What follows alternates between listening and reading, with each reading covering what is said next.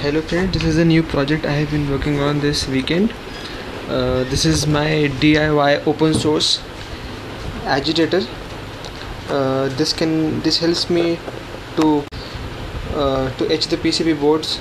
There is a process in etching when we have to agitate the PCB board inside the ferric chloride solution. So this machine eases out that process.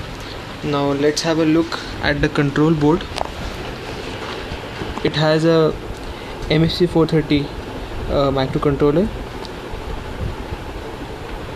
and a ULN 28293D motor driver. There is a 5-volt regulator which is 7805 and the LP2950 3.3V voltage regulator for the MSP 430, and the 5-volt is for the L293D. There are 3 LEDs over here to indicate the speed of agitation and a control switch which increases the speed. Now it is being powered by a 12-volt standard DC adapter.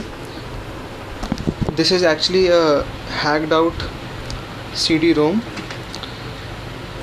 An important part, if you have seen with the previous build log, was that there was no standard starting position. So what would happen was that the cradle would keep on moving to the further end, and it would hence the amplitude of oscillation would eventually reduce.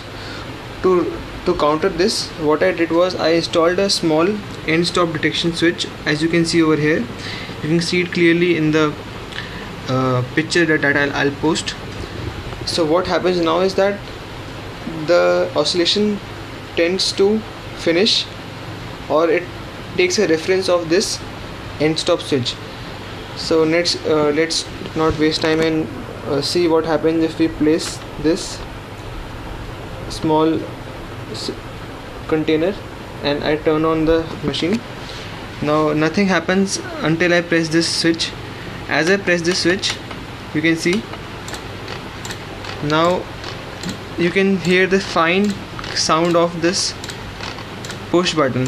It's actually not a standard tactile switch, it's actually from a mouse.